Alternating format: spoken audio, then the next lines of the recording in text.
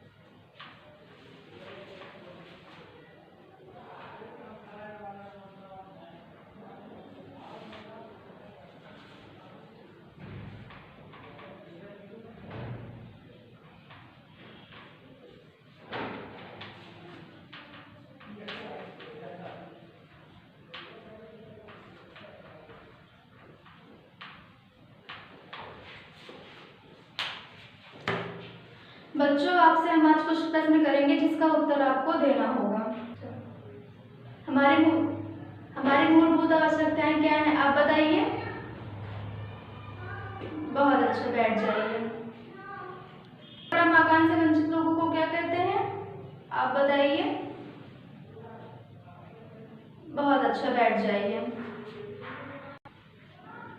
गरीबी का एक मुख्य और कारण क्या है आप बताइए। शाबाश, बहुत अच्छा, बैठ जाइए। महंगाई को और किस नाम से जाना जाता है आप बताइए।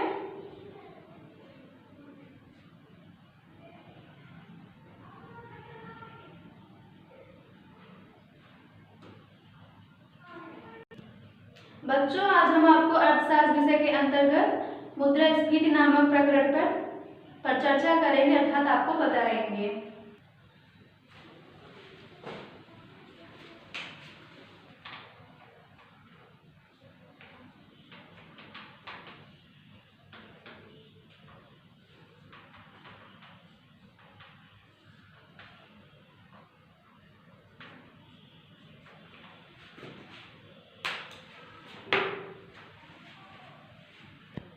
आइए हम आपको मुद्रास्फीति के बारे में बताते हैं, अर्थात क्या होती है मुद्रास्फीति।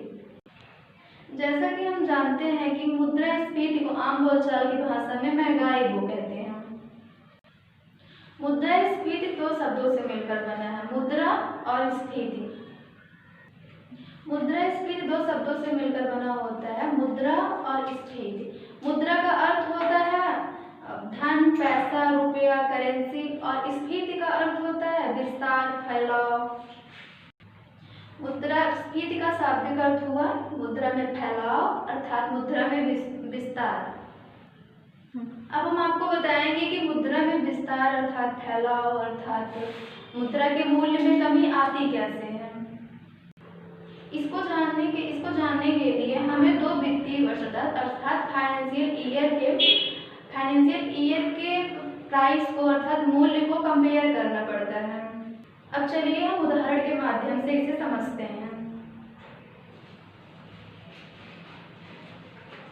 जैसा कि हम मानते हैं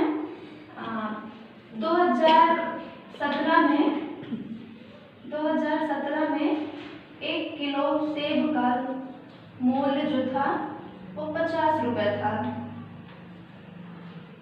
और 2020 में 1 किलो सेब का मूल्य 70 रुपये हो गया। जैसा कि हम देख पा रहे हैं, पहले ये 50 रुपये में था और अब ये 70 रुपये में हो गया, मतलब इन दोनों के बीच 20 रुपये का डिफरेंस आया है, मतलब मुद्रा में विस्तार हुआ है। जो हमें 1 किलो से पहले 50 रुपये में मिल जाता था, अब वही 1 किलो से हमें 70 रुपये में मिल रहा है, अर्थात 20 रुपये बढ़ा है, मतलब मूल्य का विस्तार तो हो गया है, लेकिन मुद्रा का विस्तार तो हो गया है, लेकिन मुद्रा के मूल्य का जो है घट गया है, क्योंकि 1 किलो से हमें 50 रुपये पहले मिल जाता था, अब वही 1 किलो से हमें 70 रुपये में मिल रहा है, तो अर्थात इसमें विस्तार हुआ है, इसके प्राइस में विस्तार हुआ है। अर्थात एक अर्थव्यवस्था में जब वस्तुओं और सेवाओं के मूल्य में कमी आती है, अर्थात विस्तार होता है, निरंतर, ये विस्तार निरंतर होता है। जैसे कि अगर हम ले लेते हैं 2016 में यही सेब अगर एक किग्रा का 50 रुपये प्राइस होता है इसका, और 2017 में इसका प्राइस होता 51 रुपये, और 2020 में इस 1 किलो मूल्य का होता 52 रुपये। इसे हम मुद्रास्फीति नहीं कह सकते, क्योंकि इसमें निरंतर विस्तार नहीं हो रहा है। मुद्रास्फीति ऐसी स्थिति को कहते हैं जब जहाँ निरंतर विस्तार होता है और एक निश्चित दर में होता है, तो उसे हम मुद्रास्फीति वैसे ये भी हो सकता है, लेकिन इसे हम ध्यान नहीं देते, इसे हमारी सरकार ध्यान में नहीं रखती है। तो हम बताएंगे कि सेवाओं और वस्तुओं में जब मूल्य में निरंतर विस्तार होता है तो उसे मुद्रास्फीति कहते हैं।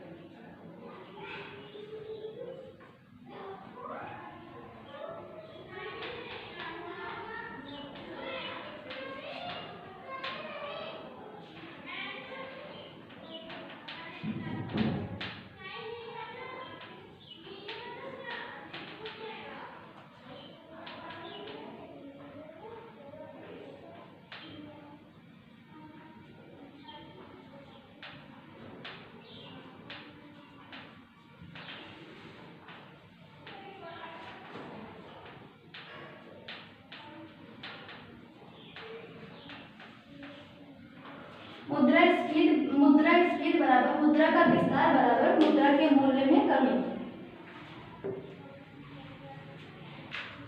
यहाँ हम देख रहे हैं मुद्रास्फीति बराबर मुद्रा में विस्तार, अर्थात मुद्रा में विस्तार हो गया है। जो हम पहले एक 50 रुपये का खरीद रहे हैं, अब वो हम 70 रुपये का खरीद रहे हैं, मतलब मुद्रा में विस्तार हुआ है, बराबर मुद्रा के मूल्य में कमी। मतलब मुद्रा का तो विस्तार हो रहा है, लेकिन मुद्रा का जो मूल्य है, उसकी जो कार्य क्षमता है वो कम हो गई है। मतलब मुद्रा की क्रय करने की क्षमता अब वो कम है। उसे हम पहले 50 रुपये में या 1 किलो सेब खरीद सकते थे, लेकिन अब हम 50 रुपये में 1 किलो सेब नहीं खरीद सकते, क्योंकि मुद्रा के मूल्य में कमी आ गई है।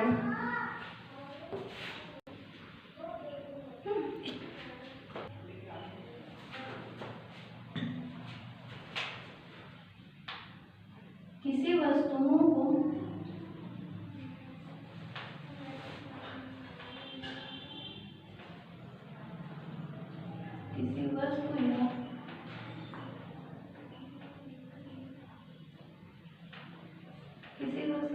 सेवाओं को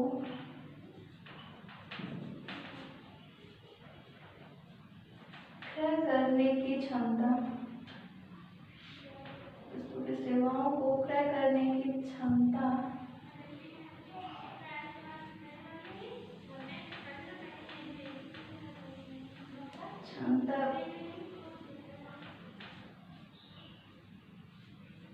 की दर में कमी आना।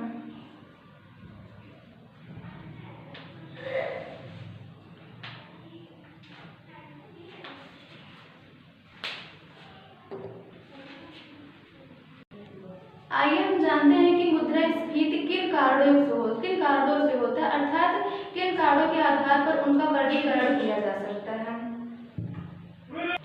इनका वर्गीकरण हम 2 आधार पर कर सकते हैं। पहला तो है कि कारण के आधार पर वर्गीकरण, दूसरा होता है दर के आधार पर वर्गीकरण।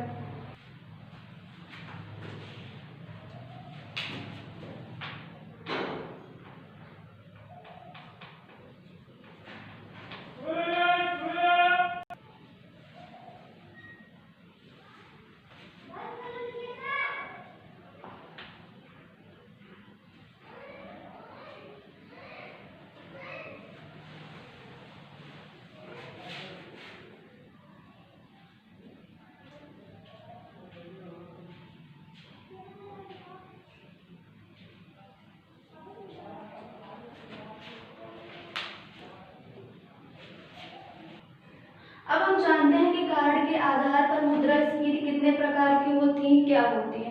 कार्ड के आधार पर मुद्रास्फीति 3 प्रकार की होती है, मांग आधारित, लागत आधारित, संरचनात्मक आधारित। पहला इसका है मांग आधारित।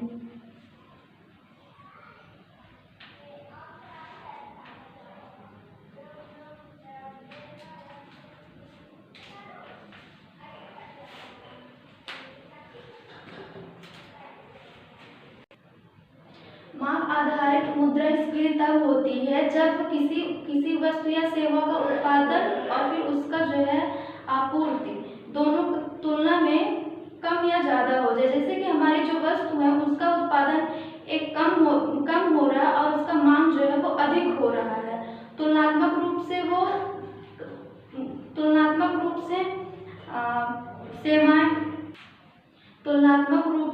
कम हो, मतलब आपूर्ति कम हो और उसकी मांग ज़्यादा हो।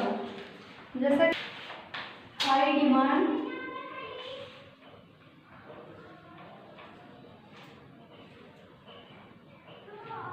लो सप्लाई।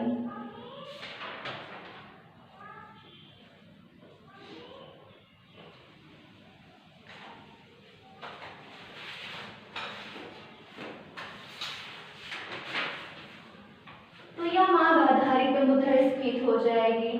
और दूसरा है लागत आधारित। जब हमारा जो है किसी वस्तु को, अर्थात जब हमारी किसी वस्तु में लागत बढ़ जाती है तो उसको हम लागत आधारित कहते हैं।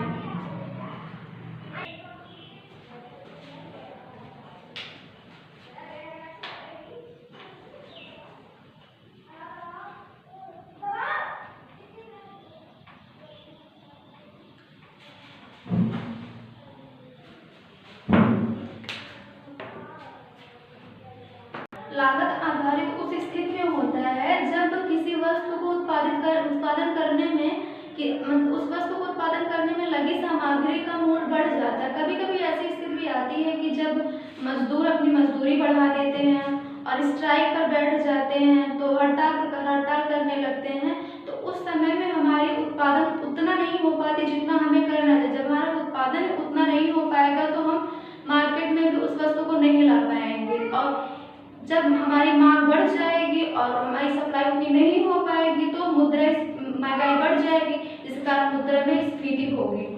तो इसमें होता है कि इसमें भी वही होता है, हाई डिमांड हो जाता है,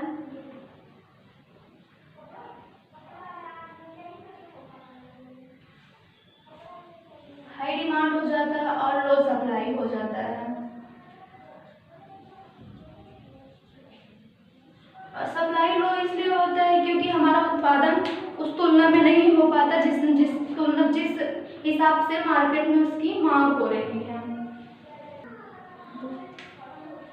और ये हमारी डिमांड हाई किस लिए होती है? जब हमारा लो प्रोडक्शन होता है।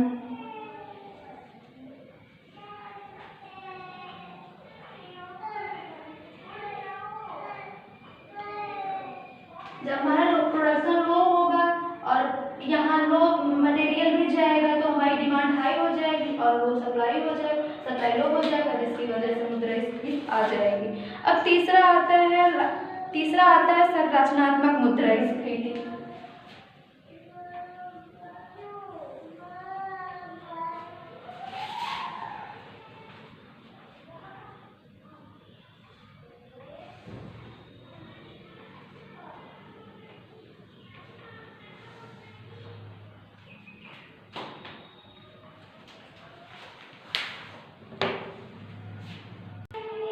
संरचनात्मक मुद्रास्फीति उस अवस्था में होती है जब किसी वस्तु का, किसी सामान का, जैसे कि बाजार में पूर्ण रूप से वितरण नहीं हो पाता, जैसे किसी व्यवसायी के द्वारा कालाबाजारी कर लिया जाता है, जमाखोरी कर लिया जाता है, या उस स्थिति में होता है जैसे कि हमारे किसान द्वारा 50 टन का उत्पादन किया गया और उसी टाइम पे जो है व्यावसायिक लोग जो होते हैं बड़े बड़े, वो उसे खरीद लेते हैं और उसे मार्केट में नहीं लाते हैं। वो तब लाते हैं जब बाजार में वह सामान खत्म हो जाता है। वो अपनी अत्यधिक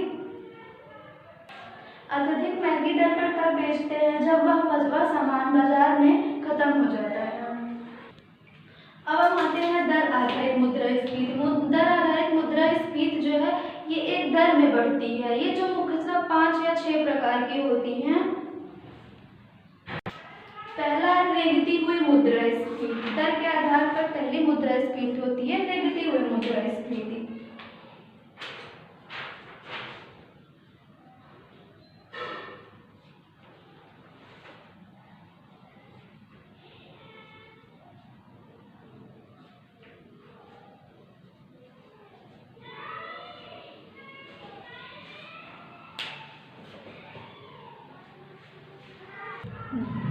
रेंगती हुई मुद्रास्फीति को ऐसी मुद्रास्फीति कहते हैं जब हमारे किसी वस्तु में या सेवाओं में विस्तार की दर 3% या उससे कम होती है।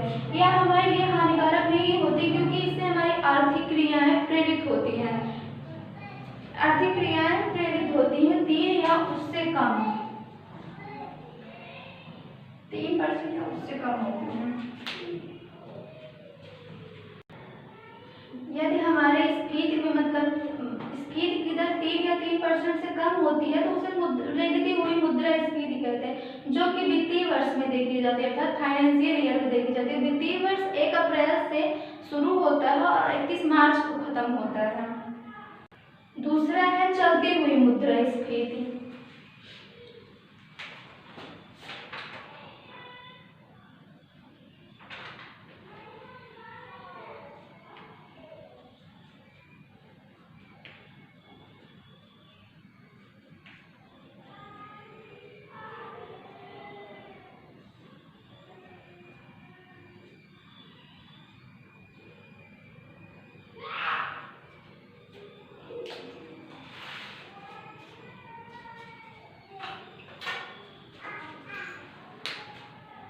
चलती हुई मुद्रास्फीति ऐसी स्फीति होती है मुद्रा में जब हमारी मुद्रा की स्फीति की दर 3% से लेकर 10% के बीच में रहती है। उस स्थिति में जो चलती हुई मुद्रास्फीति की स्थिति में हमारी गवर्नमेंट और आरबीआई इसको नियंत्रित 2 लोग करते हैं। एक हमारी गवर्नमेंट करती है और दूसरी आरबीआई करती है। तब हम धीरे धीरे सरकार की आलोचना होने लगती है जिससे वो उसे कंट्रोल में करने की कोशिश करते हैं। अब तीसरा है दौड़ती हुई मुद्रास्फीति।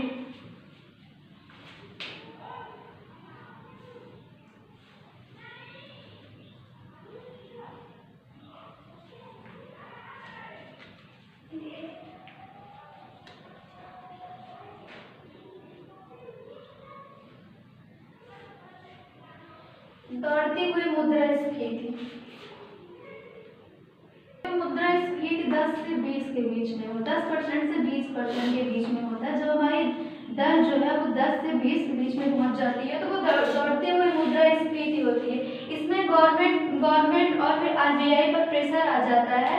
क्या होता है कि रेंगती हुई मुद्रास्फीति 3% तक होता है कि जो होता है ये हमारी आर्थिक क्रियाओं को प्रेरित करता है। लेकिन चलती हुई मुद्रास्फीति जो है ये भी ठीक होता है लेकिन उतना नहीं होता, थोड़ा इस पर काम करने लगती है हमारी गवर्नमेंट। लेकिन दौड़ती हुई मुद्रास्फीति बहुत ज़्यादा, जैसे कोई वस्तु 100 रुपए की है और उसका 10% निकालेंगे तो हमारा 10 आएगा, और जब हमारी कोई वस्तु 100 रुपए की मिल रही थी अब वही वस्तु में 110, 112, 115 में मिल रही है तो हमारी गवर्नमेंट इस पर काम करने लगती है, आरबीआई काम करने लग जाती है। अब चौथा आता है कूदती हुई मुद्रास्फीति।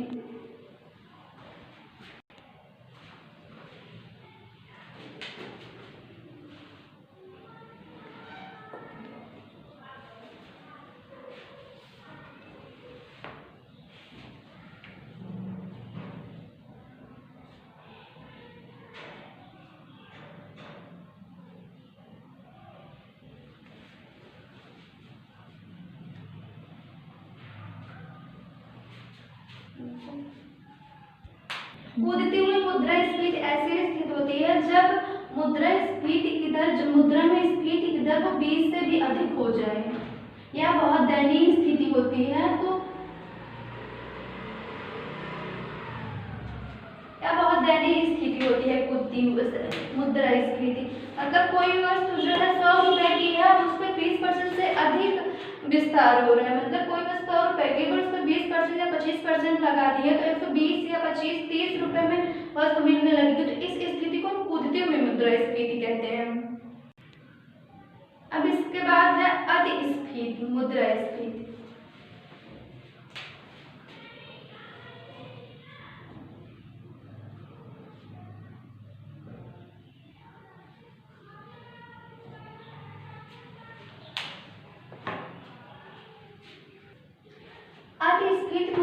अतिस्फीति जो होता है, जो मुद्रा में स्फीति होती है, ऐसी स्थिति में होती है जब बहुत ज्यादा हालत हमारे हाथ में नहीं रहता, गवर्नमेंट के हाथ में नहीं रहता, मतलब कि दर में नहीं बढ़ रहा है। हमारी जो मुद्रा की स्फीति है वो जो है कई गुना में हो रहा है। जैसे हम कोई वस्तु 100 रुपए की है, वो अब 200 रुपए में बिकने लगी। कोई लाख की थी, वो 2 लाख की बिकने लगी। तो ये अतिस्फीति है। जैसे कि जिम्बाब्वे में हुआ था कि वहाँ बहुत ज्यादा ही अतिस्फीति हो गई, अतिस्फीति की स्थिति आ गई थी। इस स्थिति में मतलब अतिस्फीति की स्थिति में पेपर करेंसी नोट की कोई अहमियत नहीं रह जाती, उसका कोई मूल्य नहीं रह जाता। अतिस्फीति की स्थिति जो है सर्वप्रथम फिलिप केगन ने इस पर चर्चा किया था, जो कि बहुत महत्वपूर्ण है।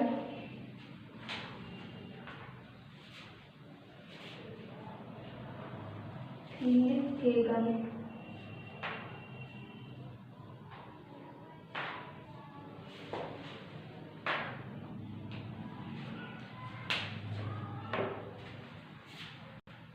नवंबर 1913 में अतिस्फीति की दृष्टि से देखा जाए तो यह स्थिति सबसे ज्यादा दयनीय थी।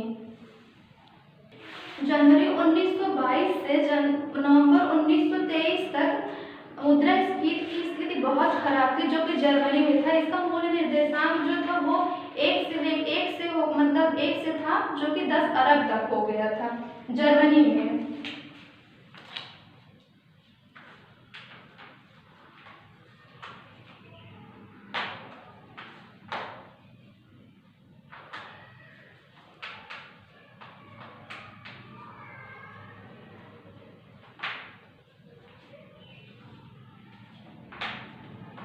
एक से 10 अरब हो गया था। यह विश्व इतिहास में सबसे दयनीय स्थिति थी। निर्देशांक कितना हो गया था? हाल ही के वर्षों में जैसे कि पता लगाया गया है कि जिम्बाब्वे में 22.9% हो गया स्फीति की दर। बच्चों, इससे संबंधित हम आपसे कुछ प्रश्न पूछेंगे जिसका उत्तर आपको देना होगा। मुद्रास्फीति का शाब्दिक अर्थ क्या होता है, आप बताइए।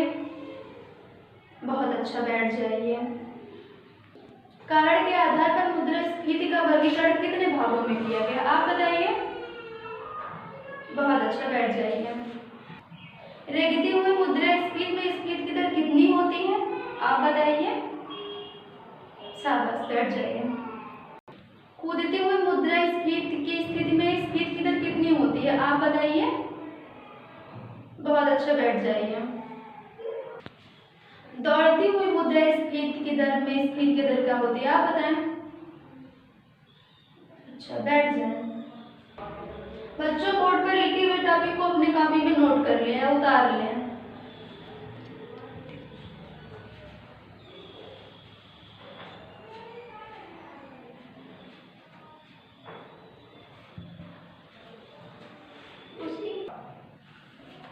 आप लिख लिए?